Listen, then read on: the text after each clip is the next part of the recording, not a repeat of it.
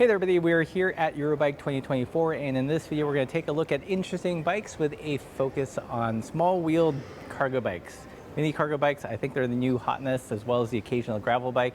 So let's see what they got.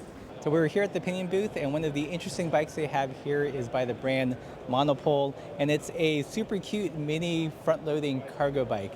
It has lots of interesting features. One of them is that it uses a belt for the steering linkage, but probably the biggest story is that it does feature the brand new Pinion Smart Shift system. So drop bar electronic shifting that actuates the internal gears in the bottom bracket. Big plus is that we are going to get this bike to review for a couple of weeks, so be sure to stay tuned for that. So this is another super interesting bike. It's by a brand called Schindelhauer. And it's a mini velo that's made for travel, even more so than your typical mini velo. You can actually reverse the handlebars here, and the front rack tucks in nicely below the down tube. And once you take the wheels off, it makes it super easy to pack in a bag. Another thing that's cool about this is that it's actually fairly performance oriented. You've got a really stiff rear triangle, so it's nice and zippy. It's built around the 20-inch wheel size. This one is a roadie version. You can probably stick up to about a 30-millimeter tire in there, but if you go to a slightly smaller wheel size, you might be able to get like slightly fatter meats.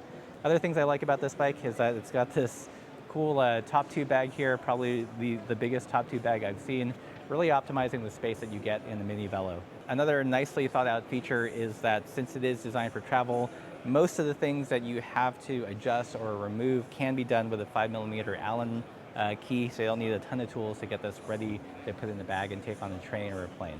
So this is one of the few non-electric bikes at Eurobike, and this one is pretty amazing. It was designed for this year's Concours de Machines, and the route this year went up the Tourmalet, a gravel route, and there was a portion where you literally had to hike the bike. You couldn't ride, so this is designed for that. Because of that, it's got custom S&S couplers. One really interesting touch is the fork actually detaches, so it makes it easier to portage. One really neat feature is that it has all sorts of mounting points. Everything is magnetic here for quick release, so this uses fidlock up here, fidlock up here. This bike is super versatile. It has 35 mounting points, sliding dropouts. It can take all sorts of different drivetrains, so electric, mechanical. Looking at the front here, the bags are interchangeable between the front and rear. The mounting points on the front also use fidlock. And you'll notice an old school map case. Apparently at this year's Concours de Machines, could not use phones, had to go completely old school. And part of this whole thing is also the backpack, which is integral to that hike-a-bike section. So pretty cool. It's nice to see like an analog-ish style bike at Eurobike this year. So in the theme of mini cargo bikes, this is one by a brand called Lack Cycles. They're also made in Germany, pretty close to Frankfurt. What's neat about it is you can do a multitude of different drivetrain options. You can do traditional derailleurs. It's got a split in the frame, so you can do stuff with like a carbon belt drive. It's also e-bike ready. The plan is to mount the battery inside the inner triangle. And they've got different builds. They've got an e-bike build, what they're calling a muscle bike build, so that's your traditional pedal bike. The front rack is also removable, and they're also developing other attachments that you can put here. So over here is another kind of refreshing, all analog, all acoustic bike by Ritchie. It's the Montebello. This was officially launched at Sea Otter, but it's cool to see it in person. Again, made with triple-bedded Ritchie tubing. It's got a carbon fork with routing for an internal dynamo. And this is built up in a very classic rando road style. Interesting note here is that it's got mechanical rival shifters. So we'll see if we can do some gearing hacks when it arrives to the channel. So this might be the perfect mini cargo bike for the apocalypse. This is by the brand Kago, and they've done some pretty interesting things here to maximize the load. Probably the biggest feature is that it does have a steer-by-wire system, so there's no linkage connecting the front fork. That really opens up this space. You can put your big orange adventure cooler. You've got your crate for all your munitions and MREs. This one even has an adventure shovel.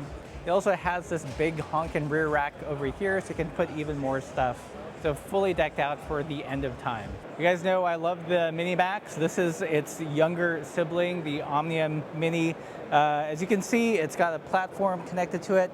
smaller front wheel, but everything is a lot more tucked. They did away with the steering linkage. It's just all connected to the fork.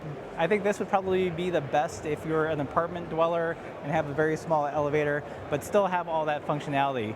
It looks like, I believe the platform can still be removed, so if you have to make it even smaller, you can still do that. So this bike is super interesting. It is a folding gravel bike that is fully racked out for adventure, and it's by an Austrian brand called Vell.